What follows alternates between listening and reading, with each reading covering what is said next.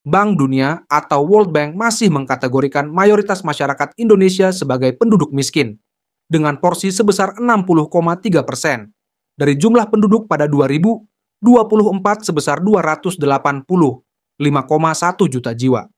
Persentase penduduk miskin yang setara 171,91 juta jiwa itu didasari dari acuan garis kemiskinan untuk kategori negara, dengan pendapatan menengah ke atas sebesar Rp115.080 per orang per hari. Meski masih menjadi mayoritas, perkiraan persentase penduduk miskin untuk 2024 itu turun dibanding 2023 yang sebesar 61,8%. Proyeksi tingkat kemiskinan Indonesia pada 2025 pun Bank Dunia perkirakan akan semakin menurun menjadi 58,7%, 2026 menjadi 57,2%, dan pada 2027 menjadi 55,5%.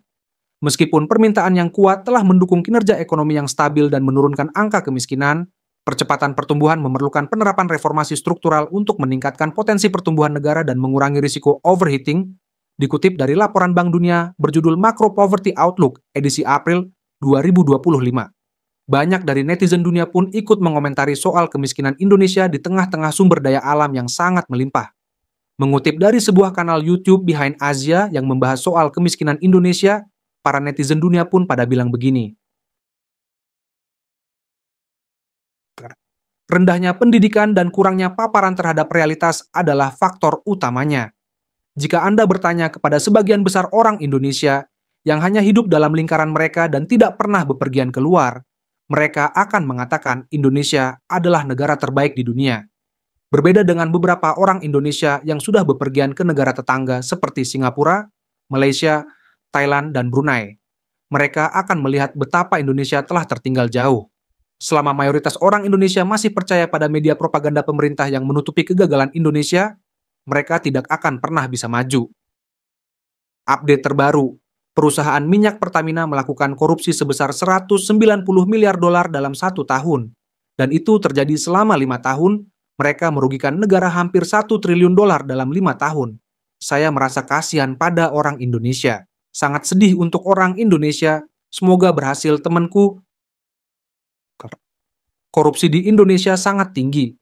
Pendidikan juga bukan prioritas di sana dan kualitasnya sangat rendah. Dokter harus membayar suap untuk bekerja dengan gaji $500 per bulan.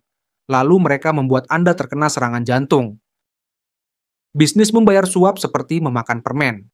Pegawai resmi manapun dapat memeras Anda tanpa alasan selain karena ia adalah pegawai resmi. Dan ketika Anda pergi ke pengadilan yang seharusnya adil, siapapun yang membayar lebih tinggi memenangkan kasus tersebut. Jika seseorang meninggal, rekening banknya akan dibersihkan oleh pegawai bank, dan mereka mengklaim bahwa tidak ada uang di rekening tersebut. Kisah yang menyedihkan bagi negara yang berpotensi besar. Indonesia bukanlah negara sekuler. Pembangunan ekonomi tidak pernah menjadi prioritas utama. Setiap kebijakan atau politisi harus sesuai dengan kepentingan organisasi keagamaan. Indonesia belum siap untuk demokrasi karena sumber daya manusia yang buruk. Kebanyakan orang Indonesia tidak cukup terdidik untuk dapat berpartisipasi dalam pemerintahan dan kebijakan. Hanya segelintir kelompok yang mengambil kendali negara dan menjalankannya sesuka hati. Sekalipun ada pemimpin yang berkualitas, akan sulit baginya untuk menjalankan negara karena harus berhadapan dengan alasan pertama di atas. Akibatnya adalah korupsi, kolusi, nepotisme, dan intimidasi di mana-mana. Hanya waktu dan generasi baru yang berakal sehat yang dapat mengubahnya secara berkesinambungan. Banyak faktor yang menjadikan Indonesia miskin, bukan hanya satu alasan yang berkontribusi. Budaya kerja dan sistem kepercayaan tentang pendidikan adalah 2 faktor teratas menurut saya. Pulau ini memiliki banyak koneksi terpisah, banyak kelompok etnis yang berbeda sulit untuk disatukan. Tetapi faktor yang paling penting dalam kemiskinan Indonesia adalah kualitas faktor manusia, budaya, dan gaya hidup. Dari sudut pandang saya, Indonesia tidak sedang mengalami kutukan sumber daya, melainkan kutukan pemerintah. Orang-orang di sini berkomentar bahwa masalah terbesar adalah korupsi. Itu benar, tetapi ini karena orang Indonesia memiliki budaya seperti itu. Korupsi itu normal di sini, dan inilah masalah terbesar orang Indonesia. Integritas. Indonesia terletak di wilayah tropis, makanannya melimpah. Sedikit kebutuhan akan infrastruktur. Mereka berada di wilayah yang kaya. korupsi dan nepotisme merajalela di Indonesia. Akhir-akhir ini, yang semakin disorot adalah nepotisme. Tetapi jelas hal itu juga memicu korupsi di balik layar. Seberapa besar perbedaan 1 juta dan 1 miliar? Jika 1 juta sama dengan 1 detik, 1 miliar akan menjadi 31,2 tahun. Dan ada korupsi senilai 1 miliar rupiah di Indonesia pada tahun 2025. Tempat kedua adalah korupsi senilai 300 miliar. Ironisnya mereka masih hidup dan hanya dijatuhi hukuman 6,5 tahun penjara. Indonesia seharusnya menjadi yang terkaya di Asia, karena mereka memiliki segalanya seperti minyak, emas, dan mineral lainnya.